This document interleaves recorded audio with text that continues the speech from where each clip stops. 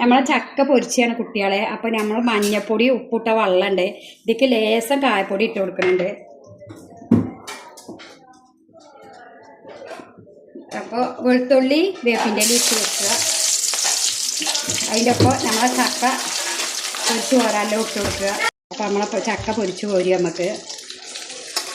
അപ്പോൾ നമ്മളെ ചക്ക മുരുമുരുവായിട്ടുണ്ട്. അപ്പോൾ നമ്മളെ ഇപ്പും കായോ മഞ്ഞപ്പൊടി ഇട്ട വെള്ളം ഒന്ന് തെളിച്ച് കൊടുക്കുക.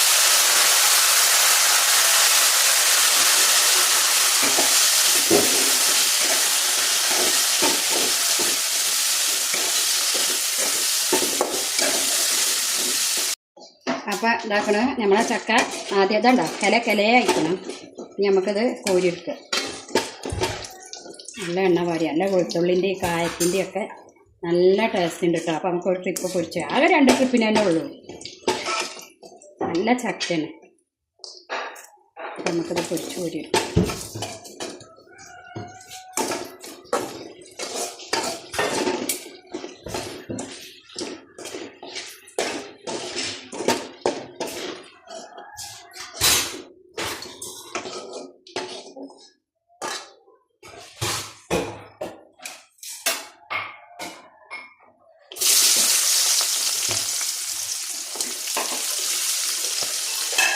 നമ്മളെ ചക്ക പൊരിച്ച ഇവിടെ റെഡി ആയിക്കണം കേട്ടോ.